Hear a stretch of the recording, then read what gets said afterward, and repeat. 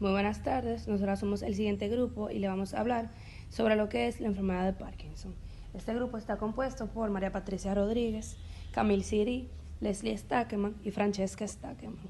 De contenido vamos a hablar sobre lo que es la enfermedad de Parkinson, sus manifestaciones clínicas, su fisiopatología, su diagnóstico, la familia de fármacos aprobados para el manejo de la enfermedad de Parkinson y las guías terapéuticas y primeras líneas de tratamiento de la enfermedad de Parkinson. Ok, empezando con lo que es la enfermedad de Parkinson, esto es un trastorno progresivo que afecta el sistema nervioso y las partes del cuerpo controladas por los nervios. Los síntomas aparecen lentamente. El primero puede ser un temblor apenas perceptible en una sola mano, y estos temblores son habituales, aunque el trastorno también puede causar rigidez o disminución del movimiento, como veremos más adelante. Esta es la segunda causa de enfermedad neurodegenerativa crónica progresiva. Tiene una alta prevalencia e incidencia en el mundo y genera un alto impacto en la calidad de vida de los pacientes e importantes costos en su población. Esta enfermedad afecta a los adultos de tercera edad. Ya hablando de las manifestaciones clínicas, están los temblores. Los temblores o sacudidas rítmicas generalmente comienzan en una extremidad, como la mano o los dedos. Hay un temblor conocido como temblor de rodamiento de píldora, que es cuando se frota el pulgar y el índice de un lado al otro. También puede ser que tiemble la mano completa mientras está en reposo y que el temblor disminuya cuando se está llevando a cabo una tarea. El temblor en reposo en los pacientes con enfermedad de Parkinson suele ser inicialmente unilateral, o sea, de un solo lado, con una frecuencia de 3 a 6 Hz, una amplitud variable, y cesa al realizar movimientos voluntarios o durante el sueño. Afecta generalmente a la parte distal de la extremidad. Está, por ejemplo, el signo del contador de monedas, movimiento repetitivo de frotamiento, de pulgar sobre el índice, como mencionaba anteriormente, aunque otras partes del cuerpo, como los labios, la barbilla, la mandíbula y las piernas, también pueden afectarse, sin llegar a comprometer el cuello, la cabeza o la voz. En algunos pacientes es posible encontrar temblor postural, conocido como temblor emergente, el cual aparece poco después de que el paciente extiende la mano. También está la bradicinesia o movimientos lentos. Esta es la característica más frecuente de la enfermedad de Parkinson y se refiere a la lentificación progresiva de los movimientos y abarca las dificultades de la planeación, iniciación, ejecución de tareas que requieran movimientos secuenciales y simultáneos. Inicialmente el paciente percibe mayor lentitud en sus reacciones o al realizar tareas de la vida diaria, en especial aquellas en las que se ve involucrada la motricidad fina. Es posible distinguirla de otras condiciones con lentificación de los movimientos, como la depresión, espasticidad, la paresia, haciendo pruebas que impliquen algún movimiento repetitivo que se haga lo más rápido y amplio que el paciente sea capaz. Abrir y cerrar la mano, golpear el índice con el pulgar o marcar el paso con el pie en el piso, las cuales en el paciente con enfermedad de Parkinson mostrarán una lentificación o disminución de la amplitud progresiva hasta llegar a detenerse por completo.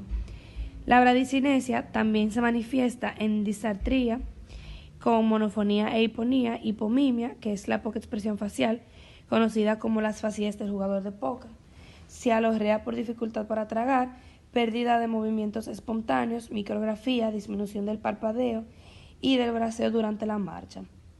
La bradicinesia con el tiempo puede retardar los movimientos y hacer que las tareas simples resulten complicadas y lleven más tiempo. También es posible que el paciente dé pasos más cortos cuando camine o que se resulte más difícil levantarse de una silla, por ejemplo. Además, puede ser que se arrastren los pies al caminar. Siguiendo con la rigidez muscular, esta puede ocurrir en cualquier parte del cuerpo y pueden causar dolor y limitar la amplitud del movimiento. La rigidez se evidencia en el aumento de la resistencia durante los diferentes movimientos pasivos de la extremidad, que son flexión, extensión, rotación alrededor de una articulación, conocida como el signo de la rueda dentada, y puede ser reforzada mediante la maniobra de Froment, que es el movimiento de la extremidad contralateral a la examinada. La rigidez puede aparecer tanto proximal como distal y está asociada con el dolor, especialmente de hombro. La rigidez de cuello y tronco lleva a una posición flexionada que cuando es extrema se conoce como cantocormia. Está el deterioro de la postura y del equilibrio, que es posible que se adopte una postura encorvada, Además, el paciente se puede caer o puede tener problemas de equilibrio como consecuencia de la misma enfermedad de Parkinson. La inestabilidad postural aparece tardíamente en la enfermedad de Parkinson y es causada por la pérdida de los reflejos posturales y contribuye en gran parte al riesgo de caídas en los pacientes con enfermedad de Parkinson, como ya mencionaba anteriormente. Esta se evalúa con una prueba en la cual el paciente con la enfermedad de Parkinson toma más de 2 pasos hacia atrás o hacia adelante o no responde adecuadamente con el tono postural luego de hacer una tracción rápida de los hombros hacia atrás o adelante.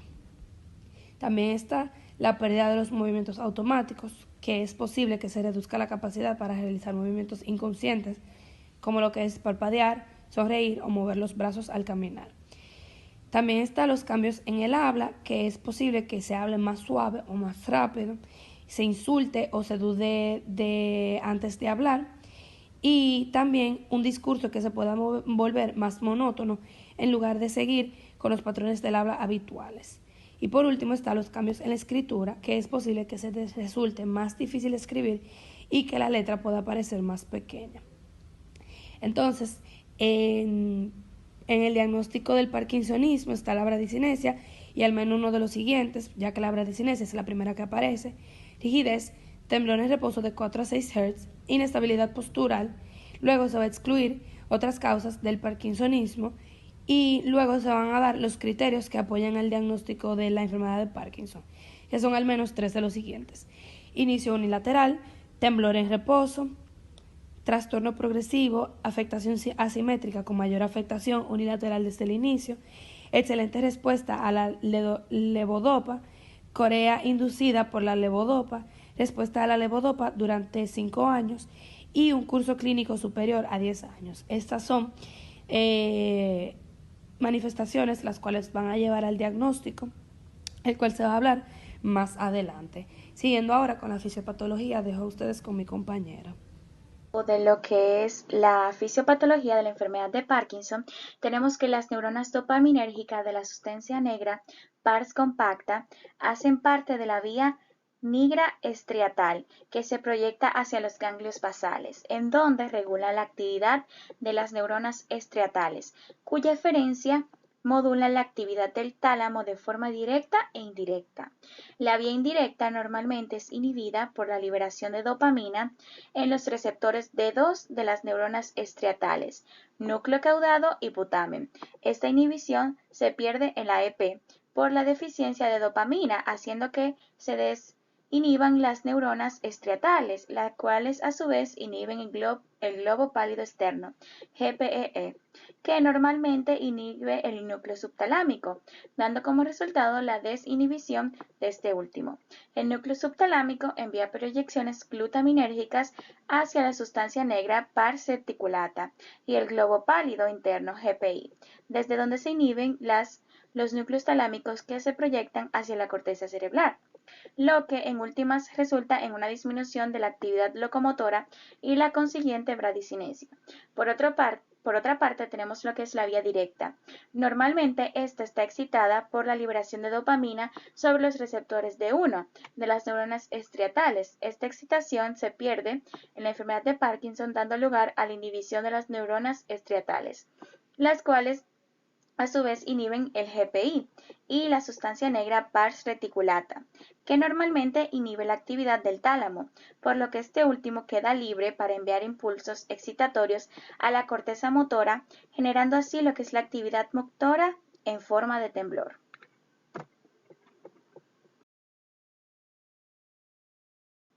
Ya hablando un poco de lo que es el diagnóstico, no hay una prueba específica para diagnosticar la enfermedad de Parkinson, pero los neurólogos se basan primero en los antecedentes médicos, signos y síntomas y una exploración neurológica para diagnosticar esta enfermedad. En el paciente con síntomas parkinsonianos como son temblor en reposo, rigidez en los músculos, dificultad para caminar, entre otros, se deben buscar otras causas diferentes a la enfermedad de Parkinson. Cuando hay historia de accidente cerebrovascular, a repetición, daño cerebral repetido, uso de drogas antipsicóticas o antidopaminérgicas, encefalitis, también hidrocefalia, demostrado por neuroimagen, exposición a neurotoxina conocida, También cuando hay un miembro de la familia afectado, si ha habido remisión clínica prolongada, una respuesta negativa a la dosis elevada de levodopa, afectación estrictamente unilateral después de 3 años del comienzo de la clínica, u otros síntomas neurológicos como son parálisis supranuclear de la mirada, signos cerebrosos, deterioro autonómico severo en fases tempranas, signo de Babinski, demencia o trastornos del lenguaje y memoria severos en fases tempranas. También se le solicita pruebas de laboratorio como análisis de sangre completo para descartar otras afecciones que podrían ser la causa de los síntomas. También se pueden hacer pruebas de imagen como son la resonancia magnética, la ecografía cerebral y la tomografía por emisión de positrones para descartar otros trastornos. A veces es difícil diagnosticar esta enfermedad y lleva tiempo. Es posible que se les recomiende citas de seguimiento con neurólogos capacitados en los trastornos del movimiento para evaluar las afecciones que presente y los síntomas presentados y cómo evolucionan en el tiempo a fin de diagnosticar la enfermedad de Parkinson. Esto sería todo por mi parte. Ahora lo paso con mi compañera.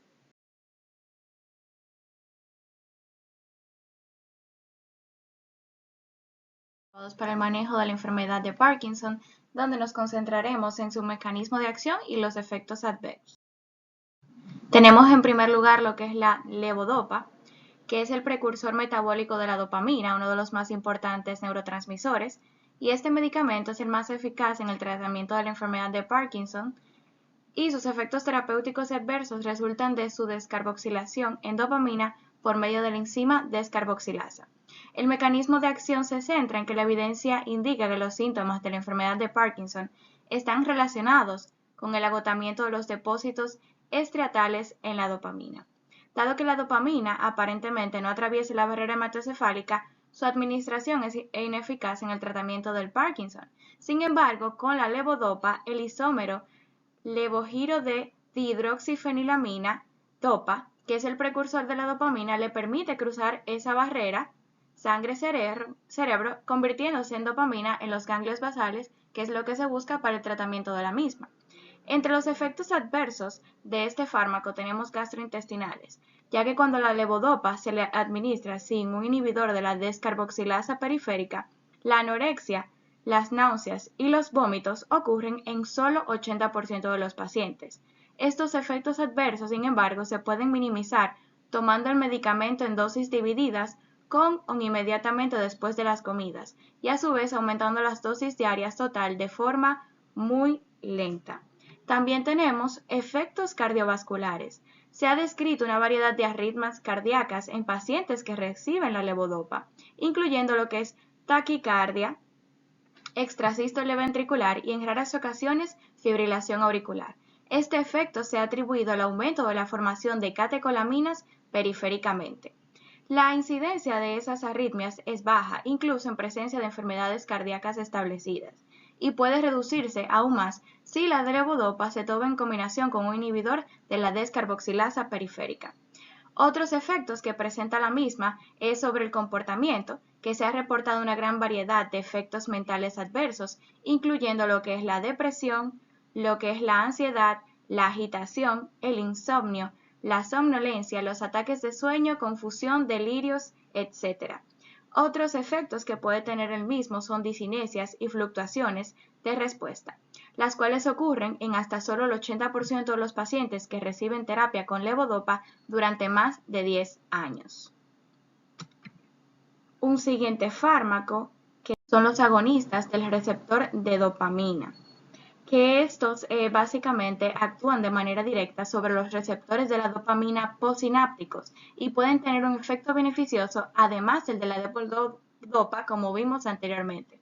A diferencia de la levodopa, no requieren conversión enzimática a un metabolito activo, por lo tanto estos actúan de forma directa sobre los receptores de la dopamina postsinápticos, como vemos en esta imagen. Entre estos ejemplos tenemos en primer lugar la bromocriptina, que este es un agonista D2 y este es utilizado de manera amplia para tratar la enfermedad de Parkinson en el pasado, pero ahora se usa en raras ocasiones para este propósito. ya que ha sido reemplazado por agonistas dopaminérgicos más nuevos, como veremos a continuación. Tenemos otro caso que es la pergolida, que este es otro derivado de la ergotamina y estimula de manera directa tanto los receptores dopaminérgicos 1 como los 2. Y este se utiliza en forma amplia en el Parkinson en el pasado, pero ya no se está disponible en lo que es los Estados Unidos. También tenemos lo que es el pramipexol, que este es un derivado también de los receptores de dopamina y principalmente estimula a los T3. Es eficaz como monoterapia en el Parkinson leve y también es útil en pacientes con enfermedad avanzada, lo que permite reducir la dosis diaria de levodopa y suavizar las respuestas de fluctuaciones. Otro ejemplo que tenemos es el ropinirol, que no es derivado de la ergolamina, sino que es básicamente un agonista del receptor D2 puro. Este es eficaz como monoterapia en pacientes con Parkinson leve y sirve como un medio de suavizar la respuesta a la levodopa en pacientes de enfermedades más avanzadas y fluctuaciones de respuesta. También tenemos otro tipo que es el rotigotina, que es un agonista de la dopamina administrado todos los días a través de un parche para la piel y está aprobado para el tratamiento de la enfermedad de Parkinson temprano. Este proporciona una estimulación dopaminérgica más continua que la medicación oral en el Parkinson temprano y su eficacia en la enfermedad más avanzada no es tan clara, pero los efectos beneficiosos y secundarios de los mismos son similares a los otros agonistas dopaminérgicos. En sentido general, todos los agonistas dopaminérgicos tienen efectos secundarios, como son efectos gastrointestinales, donde puede aparecer anorexia, náuseas, vómito. Cuando se introduce un agonista de la dopamina y se puede minimizar tomando el medicamento con las comidas. También se presenta estreñimiento y síntomas de la esofagitis por reflujo también puede ocurrir.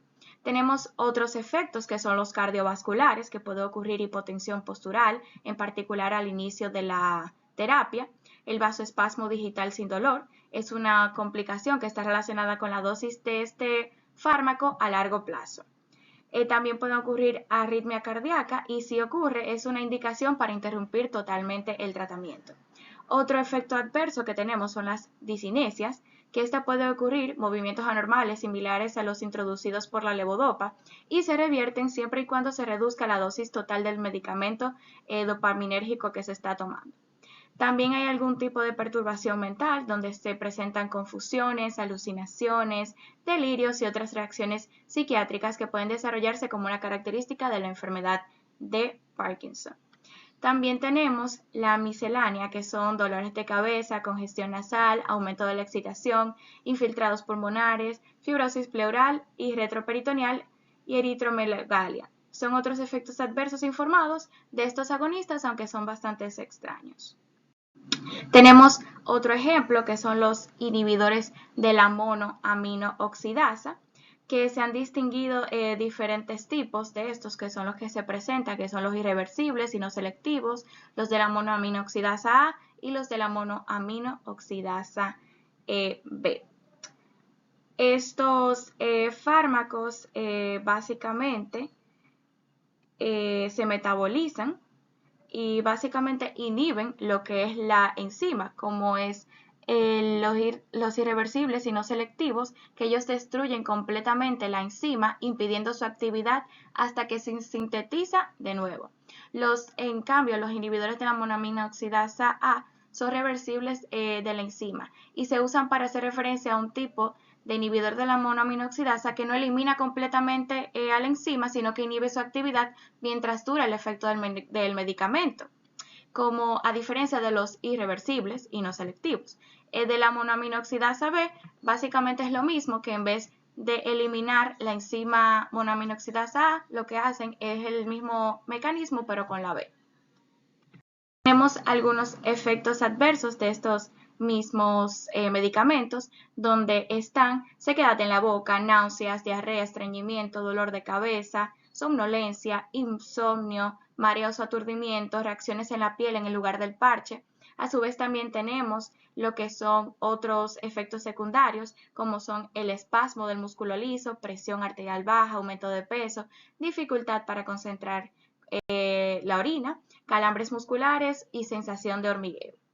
Otros fármacos aprobados para el tratamiento del Parkinson tenemos los inhibidores de la catecolmetiltransferasa, que estos básicamente inhiben esta enzima y esto se asocia con la activación compensatoria de otras vías del metabolismo de la levodopa. Estos básicamente se han asociado con una mejor respuesta terapéutica porque estos permiten que la levodopa tenga un mejor funcionamiento en la misma. Tenemos que los efectos adversos de estos básicamente se relacionan en parte con el aumento de la exposición a la levodopa e incluyen discinesias, náuseas y confusiones. A menudo es necesario reducir las dosis diarias de levodopa aproximadamente un 30% en las primeras 48 horas. Otro fármaco que tenemos es la apomorfina, que básicamente estimula los receptores dopaminérgicos postsinápticos del sistema nigroestriado. Y los efectos adversos son discinesia, somnolencias, insomnio, dolor en el pecho, sudoración e hipotensión. Por último tenemos la amantadina, que este fármaco se encontró que tiene propiedades antiparkinsonianas relativamente débiles, pero la tiene. Y su modo de acción permite, potenciar la función dopaminérgica al influir en la síntesis, liberación y recaptura de la misma dopamina.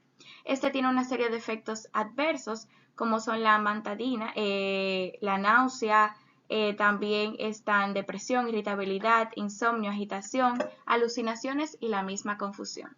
Ahora seguimos con mi compañero. Primeras líneas de tratamiento de la enfermedad del parkinsonismo. Hasta el momento ningún fármaco ha demostrado tener propiedades que pudieran detener el curso de la enfermedad. Tampoco hay un consenso claro sobre cuál es el mejor fármaco para iniciar el tratamiento, ni cuándo el momento es preciso para realizarlo. Es recomendable iniciar el mismo cuando el paciente comience a notar que la sintomatología interfiere en sus actividades cotidianas y en su calidad de vida. La mayoría de los síntomas de la enfermedad de Parkinson son atribuibles a la falta de dopamina en el cerebro. Por lo tanto, sería lógico pensar que administrando dopamina y controlando los niveles de este en el cerebro sería más que suficiente. El problema radica en que la dopamina no pasa de la sangre al cerebro directamente porque existe la barrera hematocefálica. Esta barrera actúa como si fuera un muro de protección del cerebro, es selectiva y evita que pasen sustancias nocivas o tóxicas, pero permite que pase oxígeno, entre otros nutrientes. Para esto, la industria farmacéutica ha generado la levodopa, que básicamente es un precursor de la dopamina que sí llega hasta el cerebro y a las neuronas y allí se convertirá pues en dopamina. La mayoría de los medicamentos antiparkinsonianos están dirigidos a restituir o mejorar temporalmente el nivel de dopamina. Es decir, los fármacos irán a favor de una mayor producción de dopamina o bien el retraso de la destrucción de la dopamina existente. Los medicamentos que aumentan los niveles de dopamina son llamados dopaminérgicos y estos compuestos pretenden aliviar la rigidez muscular, mejorar la velocidad, la coordinación de los movimientos, los problemas de equilibrio y reducir, por supuesto, pues los temblores. La levodopa y los agonistas dopaminérgicos son medicamentos claves para tratar la enfermedad de Parkinson. Ambos medicamentos aumentan los niveles de dopamina en el cerebro, pero lo hacen de formas diferentes. La levodopa y los medicamentos dopaminérgicos se consideran tratamientos de primera línea, lo que quiere decir que por lo general son los primeros medicamentos que se recetan para la enfermedad de Parkinson. Algunos médicos también recomiendan empezar el tratamiento con levodopa en estadios iniciales para así obtener el máximo beneficio en la función motora y otros prefieren iniciar el tratamiento con otros fármacos y esperar a añadir la levodopa cuando los síntomas son más severos y así retrasar la aparición de las complicaciones motoras que ésta pueda provocar. En la enfermedad de Parkinson, los bajos niveles de dopamina pueden afectar el equilibrio de esta y de otro agente químico del cerebro, la acetilcolina. A veces se recetan medicamentos anticolinérgicos con el objetivo de restaurar este equilibrio. Estos medicamentos pueden ser útiles para los temblores que no responden a otros medicamentos y se consideran un tratamiento de tercera línea. Por otro lado, están también los medicamentos que controlan los síntomas no motores de la enfermedad de Parkinson, como la depresión, alteraciones del humor y el estreñimiento. Está la levodopa, precursor de la dopamina. Dentro de eso se encuentra el Madopar, Madoparretar, Cinemet, Cinemet-Retar, Cinemet Plus, Cinemet Plus Retar. La levodopa es el fármaco más eficaz para aliviar la rigidez muscular y mejorar la velocidad, la coordinación de los movimientos, los problemas de equilibrio y reducir también los temblores. Todos los pacientes con enfermedad de Parkinson en algún momento u otro de la enfermedad acabarán tomándolo. Si administramos levodopa, se destruye en gran parte antes de que ésta llegue al cerebro. Por este motivo se asocia a otras sustancias como la carbidopa o la benseracida. Esta asociación pretende que llegue al cerebro la cantidad suficiente del medicamento de levodopa. Cuando administramos estos fármacos, no se obtiene un resultado inmediato, se requiere un tiempo, o sea, hasta varias semanas, para que el cuerpo vuelva a alcanzar los niveles óptimos de dopamina y ver entonces los efectos beneficiosos del tratamiento. Es por este motivo que si nuestro médico nos recomienda este tipo de fármacos, deberemos de tomarlo a pesar de que no notemos durante los primeros días un efecto. De ninguna forma iniciaremos el tratamiento y lo dejaremos de tomar sin previa consulta con el médico que nos lo ha recetado. No está recomendable parar el medicamento. Dentro de las advertencias, esos fármacos pueden producir somnolencia repentina y disminución de los reflejos, por lo que se recomienda extremada precaución en la conducción o manejo del mismo. Otros medicamentos con levodopa que se podrían mencionar estaría el Estalevo y la Duodopa. En cuanto a los agonistas dopaminérgicos, tenemos que estos fármacos alivian los síntomas del parkinsonismo, pero suelen ser menos eficaces, por supuesto, que la levodopa en el control de la rigidez y la lentitud de los movimientos, pero tienen ventajas a nivel de menor incidencia de efectos no deseados. El grupo de los fármacos dopaminérgicos entonces se dividen en dos, que son los agonistas dopaminérgicos ergónicos. Este grupo de agonistas dopaminérgicos se llaman ergónicos porque se produjeron por primera vez a partir de un tipo de hongo llamado cornezuelo del centeno. Se comercializan desde hace muchos años y se emplean principalmente para tratar la enfermedad de Parkinson, bien en monoterapia o bien combinados con otros medicamentos. Dentro de ellos figuran la bromocriptina, la lisurida, la pergolida y la carbegolida. Ya dentro de los agonistas dopaminérgicos no ergónicos, que básicamente dentro de ellos se encuentran el pramipexol y el ropinirol.